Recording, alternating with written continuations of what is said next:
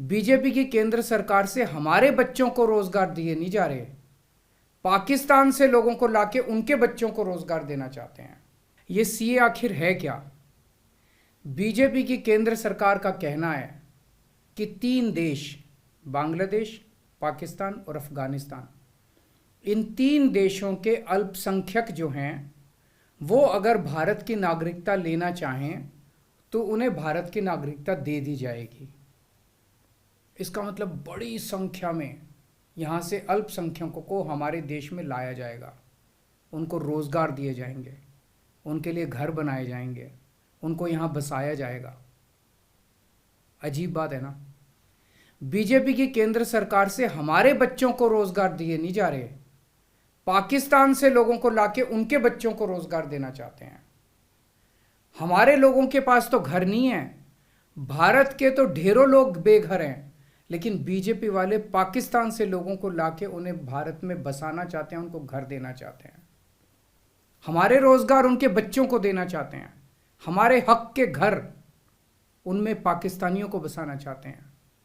भारत सरकार का जो सरकारी पैसा हमारे परिवार और देश के विकास पे खर्च होना चाहिए, वो पैसा पाकिस्तानियों को भारत में बसाने पे खर्च किया जाएगा। इन 3 देशों में लगभग 2.5 से 3 करोड़ अल्पसंख्यक हैं। ये तीनों बहुत गरीब देश हैं।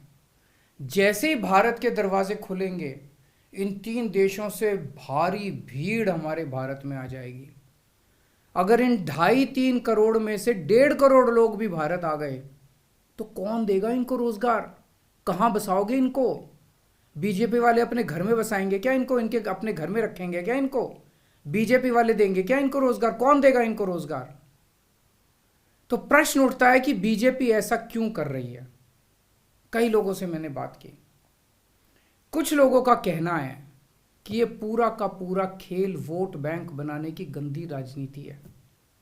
इन तीनों देशों से 1.5-2 करोड़ लोगों को अगर भारत ले आया गया और उनको चुन चुन के इस तरह से देश के अलग अलग भागों में बसाया गया, जिससे जहां जहां बीजेपी के वोट कम हैं वहां झुग्गियां डाल के अगर इन लोगों को वहां बसाया गया तो वहां बीजेपी का एक पक्का वोट बैंक तैयार हो जाएगा, बीजेपी के वोट बढ़ जाएंगे।